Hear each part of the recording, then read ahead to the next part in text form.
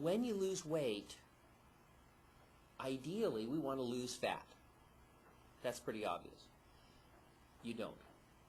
One of the disappointing things in the weight loss after surgery is that most of the weight loss in the first month is water, and then the rest of the weight loss is almost all muscle, against our wishes. Your body is doing something it shouldn't. It's burning muscle to provide energy to run the body. It should go into the savings account and take energy out of the fat. That's what fat is for. It's to store it. Like if you're a bear, you hibernate during the winter and you burn fat.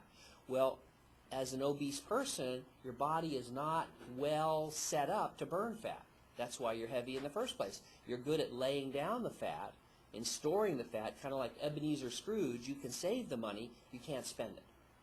So we need for you to spend that, to burn that fat, but against our wishes, the weight loss in the first 4 to 6 months after surgery is largely muscle. Okay, that means you're going to get weaker. So we have patients who are weightlifters and do bench press, and they will tell me, they say, something's wrong, my bench press is going down. Okay, so you're losing muscle early. Now after a period of time, your body will put out enough hormonal demands so that you'll start to build that muscle back up, and against its desires, it will start to burn fat. And that can happen at 1 month, 3 months, 6 months, it depends on the person. But there will be a period where the body is basically burning muscle. And we can help a little bit with that. First of all, by recognizing it, you can do a little bit of exercise. Now, we don't want you to go crazy. If you've never bench pressed 400 pounds, it's probably not the time to start it the day after surgery. Okay? So exercise is good because it tears some of the muscle. It stimulates the anabolic signals to build new muscle. So some exercise is good.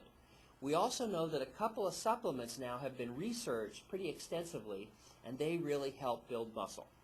The best one that I think the best research is available on is something called creatine.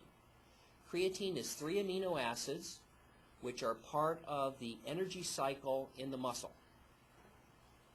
And when it's been offered to weightlifters, they actually are stronger. They build more muscle, they can lift more weights. So to stimulate your muscle in the postoperative period, you'll notice if you look in the manual, we recommend you take supplemental creatine. How soon do you start that? You can start at any time, just don't push it. What we want to recognize, the most important thing is to heal your stomach first. And so we don't want you coughing and sputtering and forcing down anything right away. But there's no problem with taking it at any time you feel like it. I'm going to come back to creatine in a minute, but I'm also going to mention that there's lots of similarly good research suggesting that whey protein, W-H-E-Y, whey protein, which is a byproduct of milk processing, is also good at building muscle and stimulating muscle mass addition with supplement with whey protein. So we recommend that as well. Finally, the single amino acid glutamine is a conditionally necessary amino acid. It's the #1 amino acid in the lining of the gut and in muscle. And supplements of that may help as well. So we recommend that you first recognize that you're going to lose muscle after surgery against our wishes. So if you're weak moving around, getting around now, there's going to be a period because of the impact of the surgery where you're actually going to lose strength.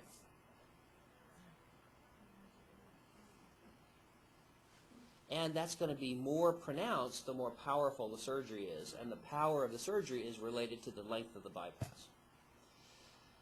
The other thing back to creatinine, just to let everybody know, to finish that thought, is creatine initially was researched as something to build muscle in these kind of wacky muscle builders, you know.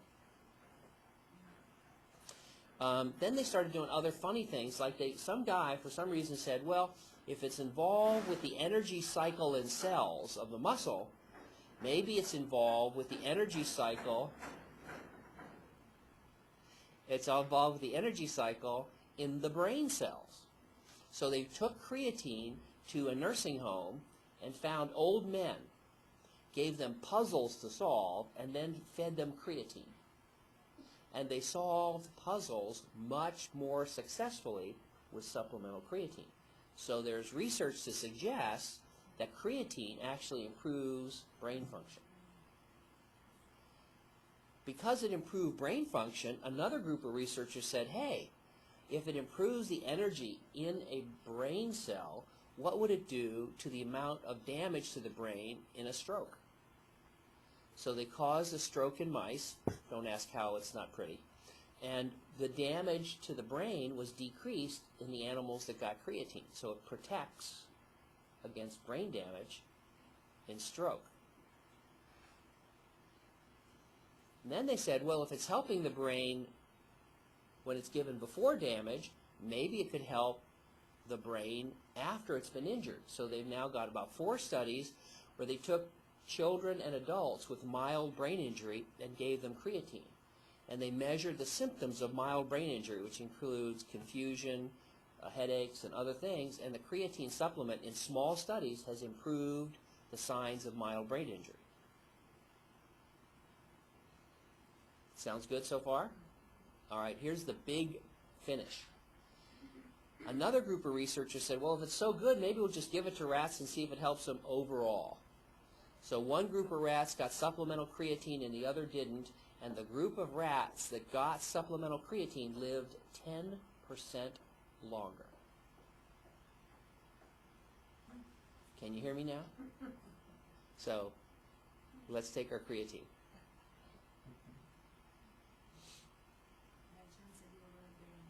We are now. The research is coming out on it. It's pretty impressive.